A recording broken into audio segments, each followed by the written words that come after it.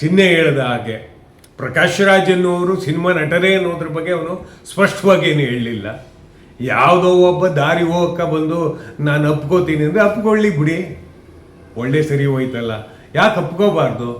ಒಂದು ನ್ಯಾಯಯುತವಲ್ಲದ ಪ್ರಕರಣದಲ್ಲಿ ಈತನೇ ಹೇಳಿರದ ಕಾರಣದಿಂದಾಗಿ ಇಷ್ಟು ಸಾವುಗಳನ್ನು ಊತಿದ್ದೇನೆ, ಆದರೆ ಇಂಥವ್ರ ಕಡೆಯಿಂದ ಊತಿಸಲ್ಪಟ್ಟಿದೆ ಅಂತ ಹೇಳಿದಾಗ ನಿಜವೇನು ಅಂತ ನಂಬಿ ಹೇಳಿದಂಥ ಪ್ರಕ್ರಿಯೆಗೆ ಚಾಲನೆ ಕೊಡಬೇಕಲ್ಲ. ಪ್ರಕಾಶ್ ರಾಜ್ ಅವರ ವಿಚಾರದಲ್ಲಿಯೂ ಕೂಡ ನಾವು ಆಲೋಚಿಸಬೇಕಾದದ್ದು ಈ ಕ್ರಮವೇ. ಯಾಕೆ ಇವರು ಪ್ರಖ್ಯಾತ ನಾಮರನ್ನ ಕರೆದು ಹೇಳ್ತಿದ್ದಾರೆ ಅಂತ ಗೊತ್ತಿಲ್ಲ.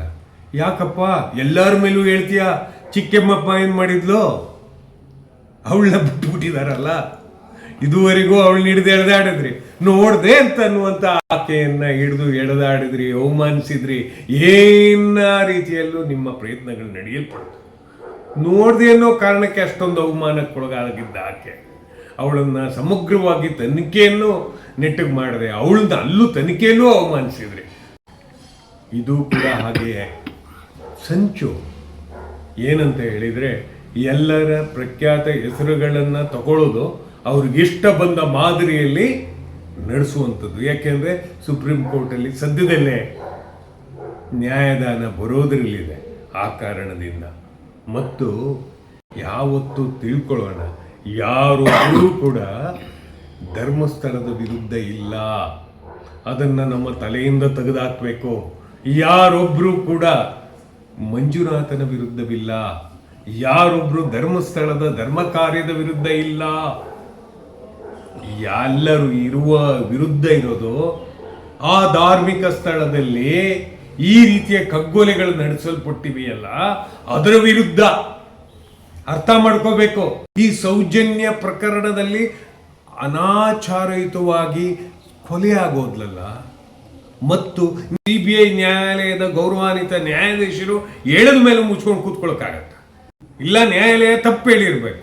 ನ್ಯಾಯಾಲಯ ಹೇಳಿದ ಕಾರಣದಿಂದಲೇ ನಮ್ಮ ಗೌರವಾನ್ವಿತ ಧರ್ಮಸ್ಥಳ, ನಮ್ಮ ಭಕ್ತಿಯ ಕೇಂದ್ರ, ನಮ್ಮ ಪೂಜ್ಯ ಕೇಂದ್ರ, ನಮ್ಮ ವಿಚಾರದ ಕೇಂದ್ರ, ನಮ್ಮ ಮನೆ ಮಂದಿಗಳೆಲ್ಲ ಹೆಸರು ಮಂಜುನಾಥ ಅಂತ ಹೆಸರಿಟ್ಟುಕೊಳ್ಳುವ ಕೇಂದ್ರ, ಅದ್ರ ವಿರುದ್ಧ ಯಾರಾದ್ರೂ ಯಾಕೆ ಹೋಗ್ತಾರೆ? ಬಿಟ್ಬಿಡ್ತೀವ ನಾವು? ಬಿಡಲ್ಲ. ಆದರೆ ಇಲ್ಲಿ ಅಧೀನವಾಗಿ ಕಗ್ಗೋಲೆ ಆಗಿದೆಯಲ್ಲ, ಪ್ರತಿ ಜನರು ಅದ್ರ ಬಗ್ಗೆ ಮಾತಾಡ್ತಿದ್ದಾರಲ್ಲ, ಅದ್ರ ಬಗ್ಗೆ ಇರುವಂಥದ್ದು. ಇಲ್ಲಿ 200 ಕೋಟಿ ರೂಪಾಯಿ ವಿಷಯ ಯಾಕೆ ಬರುತ್ತೆ? ನಮ್ಗಂತೂ ಅರ್ಥ ಆಗ್ತಿಲ್ಲಪ್ಪ. 28,850 ಜನ ಮೈಕ್ರೋ ಫೈನಾನ್ಸ್ ಇಂದ ಸೊತ್ತೋದವ್ರ ಬಗ್ಗೆ ಮಾತಾಡಬೇಕಾಗಿದೆ. ಈಗ ರಮಾ ನಾಗರಾಜ್ ಅವರವರು ಯಾರ ವಿರುದ್ಧ ಕೇಸನ್ನು ಹಾಕಿರೋದ್ರ ಕಾರಣದಿಂದ ಆ ಕೇಸು ತರ್ತಿದ್ದಾರೆ. ಇದು ಯಾವ ನ್ಯಾಯ? ಕೇಸು ತಪ್ಪಿದ್ರೆ ತಪ್ಪಾಗತ್ತೆ, ಸರಿ ಇದ್ರೆ ಸರಿ ಆಗತ್ತೆ, ಹೌದಲ್ವಾ? ಈ ಘನಘೋರ ಕೃತ್ಯಗಳ ವಿರುದ್ಧ ನಾವು ನಾಲ್ಗೆ ಹೊಲ್ಕೊಂಡಿರೋಕ್ಕಾಗಲ್ಲ ಸರ್. ಸತ್ಯವನ್ನು ಮೂಗೆಲು ಉಸಿರಾಡೋ ಜನ ಬದುಕಿದ್ದಾರೆ. ಪ್ರಕಾಶ್ ರಾಜ್ ಅವರ ಹೆಸರನ್ನ ಬೇಕಂತಲೇ ತರುವಂಥ ಪ್ರಕ್ರಿಯೆ ಇದೆಯಲ್ಲ, ತನಿಖೆ ಅವ್ರ ತಾಕತ್ತಿದ್ರೆ ಕೊಡ್ಲಿ. ಪ್ರಕಾಶ್ ರಾಜ್ ವಿರುದ್ಧ ನ್ಯಾಯ ಕೇಳೋಣ. ಆದರೆ ಸುಮ್ಮನೆ ಅನಾಗತ್ಯವಾಗಿ ಸಮಯವನ್ನು ಹಾಳು ಮಾಡಿಕೊಂಡು ಜೋಕರ್ಗಳ ರೀತಿಯಾಗಿ ಮಾತಾಡುವಂಥದ್ದು ಕ್ಷಮಿಸಕ್ಕಾಗಲ್ಲ. ಜೋಕರ್ ಅಂದರೆ ಕೆಟ್ಟ ಸಾಮಾಜಿಕ ಜೋಕರ್ಗಳ ರೀತಿ, ನಟನೆ ಜೋಕರ್ಗಳ ಬಗ್ಗೆ ಮಾತಾಡ್ತಿಲ್ಲ ಇಲ್ಲಿ ನಾನು. ಇವರು ಏನು ಕೆಟ್ಟ ವಿಲನ್ಗಳ ರೀತಿಯಾಗಿ ಮಾಡ್ತಾ ಇದ್ದಾರಪ್ಪ, ಆ್ಯಕ್ಟ್ಗಳನ್ನ ಮಾಡಿಸ್ತಿದ್ದಾರೆ. ಇದು ಎಲ್ಲಿಗೆ ಹೋಗಿ ಮುಟ್ಟುತ್ತೆ? ದುರ್ಬಲರನ್ನು ಬಳಸ್ಕೊಳ್ಳುವ ಪ್ರಕ್ರಿಯೆ ಹೊಸದೇನಲ್ಲ. ಇದು ದುರ್ಬಲನೊಬ್ಬನ ಬಳಕೆ. ಏನು ಟೆಕ್ನಾಲಜಿಯನ್ನು ಬಳಸ್ಕೊಂಡು ಅವನು ಹಿಂಗೆ ಮಾಡ್ದ ಹಂಗೆ ಮಾಡ್ದ ಅಂತ. ಇದೆಲ್ಲ ಗುಸ್ಲು ವ್ಯವಹಾರ ಅಂತ ಕರಿತೀವಿ, ಮೂರ್ಖರ ವ್ಯವಹಾರ ಅಂತ ಕರಿತೀವಿ, ಮತ್ತು ತಿಳುವಳಿಕೆ ಇಲ್ಲದಿರೋರ ವ್ಯವಹಾರ ಅಂತ ಕರಿತೇವೆ. ಆದರೆ ನಮಗೆ ಬೇಕಾಗಿರೋದು ಹೃದಯವಂತಿಕೆಯಿಂದ ಆ ಹೆಣ್ಣು ಮಗಳು ಸೊತ್ತ ಕಾರಣವನ್ನಿಟ್ಟುಕೊಂಡಷ್ಟೇ ಹೋರಾಟದ ಸೃಷ್ಟಿ. ಅದು ಸಾವಿರಾರು ಜನ ಹೆಣ ಆಗಿದಾರಲ್ಲ, ಅವ್ರ ಬಗ್ಗೆ ಯಾಕೆ ಮಾತಾಡಲ್ಲ ಅಂತ ಹೇಳಿದರೆ, ಸಾವಿರಾರು ಜನ ಹೆಣ ಆಗ್ತಾ ಇರೋದು ಬೇರೆ ಬೇರೆಯ ಪ್ರದೇಶದಲ್ಲಿ, ಧರ್ಮದ ಹೆಸರಲ್ಲಿರುವ ಪ್ರದೇಶದಲ್ಲಲ್ಲ, ನಮ್ಮ ಭಕ್ತಿಯ ಕೇಂದ್ರದಲ್ಲಲ್ಲ ನಡೆದಿದ್ದಂಥದ್ದು.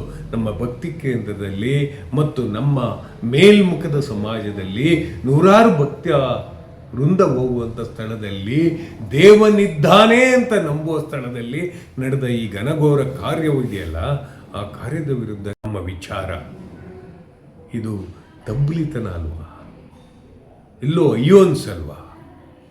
ಇಷ್ಟೊಂದು ಕ್ರೂರವಾಗಿ ಕಂದಾಗಲೂ ನಾವು ಯಾಕೆ ಇನ್ನೂ ಮರುಗ್ತಿದ್ದೀವಿ? ಈ 13-14 ವರ್ಷಗಳಾಗ್ತಾ ಬಂದ್ವು, ಯಾಕೆ ಇನ್ನೂ ಮರುಗ್ತಿದ್ದೀವಿ? ಅವಳ ಕಣ್ಣು, ಅರೆ ಬೆರೆತ ಕಣ್ಣು, ಕಿತ್ತೋದ ಕಾಲೇಜ್ ಟ್ಯಾಗು, ಚಪ್ಪಲಿಗಳು, ಹರಿದ ಚಡ್ಡಿ, ಬಟ್ಟೆಯೇ ಇಲ್ಲದೆ ಅತಂತ್ರಗೊಂಡ ಕುಟುಂಬ, ಇನ್ನೂ ಕಣ್ಣೀರಲ್ಲೇ ಕೈ ತೊಳೆಯುವ ಪರಿಸ್ಥಿತಿ, ಇವೆಲ್ಲವನ್ನು ಗಮನಿಸಿದಾಗ ನಾವಿನ್ನೂ ಯಾಕೆ ಕೈಗೆತ್ಕೊಳ್ಳಿಲ್ಲ ಕಾನೂನು ಅನ್ನೋದಕ್ಕೆ ನಾವು ಅಷ್ಟು ಗೌರವಿಸ್ತೇವೆ ಕಾನೂನು. ಆ ಕಾರಣದಿಂದ ನಾವು ಯಾರನ್ನು ದ್ವೇಷ ಮುಕ್ತವಾಗಿ ನೋಡಲಿಕ್ಕಾಗಲ್ಲ. ಯಾರು ಪ್ರಕರಣ ಆಗಿದ್ದಾರೆ ಸಿಲುಕಿಸ್ಬಿಡೋಣ ಅನ್ನುವಂಥದ್ದು ಇದೊಂದು ಕುತಂತ್ರದ ತಂತ್ರಗಾರಿಕೆ ಅಷ್ಟೇ. ಅದರ ಆಚೆ ಮತ್ತೊಂದು ಇಲ್ಲ, ಮಗದೊಂದು ಇಲ್ಲ. ಯಾಕೆ ಅಂತ ಹೇಳಿದರೆ ನಾವು ಕೂಡ ಕಾನೂನನ್ನು ಓದ್ಕೊಂಡವ್ರೆ, ತಿಳ್ಕೊಂಡವ್ರೆ. ಆದಾಗ್ಯೂ ಕೂಡ ಮಾನವೀಯತೆ ಪ್ರತಿಬಿಂಬಿಸಬೇಕು. ಕ್ರೌರ್ಯದ ವಿರುದ್ಧ ನಾವು ಭೀಕರವಾಗಿ ಗೀಳಿಡುತ್ತಲೇ ಇರ್ತೇವೆ. 200 ಕೋಟಿ ಡೀಲ್ ಅಂದರೆ ಪಾಪ ಆ ಚಿಹ್ನೆಯನಿಗೆ ಅದು ಎಣಿಸ್ಕೋ ಬರಲ್ಲ. ಒಂಥರ ಜೋಕ್. ಅಷ್ಟು ದೊಡ್ಡ ಪ್ರಾಜೆಕ್ಟ್ ಕೊಟ್ಟ ಭೂಪನೇ ಯಾರು? ಅದು ಮುಖ್ಯ ಅಲ್ವೇ? ಇಲ್ಲ ದೇವಸ್ಥಾನಗಳ ಹೊಡೆದಾಟ ಇರಬೇಕು. ಯಾವುದೋ ದೇವಸ್ಥಾನದವ್ರು 200 ಕೋಟಿ ಸುರಬೇಕು. ಏನದಕ್ಕೊಂದು ಲೆಕ್ಕ ಬೇಡವೆ?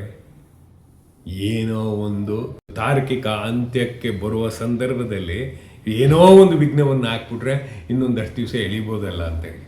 ಇದೆಲ್ಲ ನಡೆಯಲ್ಲ ಸರ್. ಇಂಥ ಮೂರ್ಖರು, ಅವಿವೇಕಿಗಳು, ವಿಚಾರ ರಹಿತರು ಇರೋವರೆಗೂ ಇದು ಹೀಗೆಯೇ. ನಮಸ್ಕಾರ.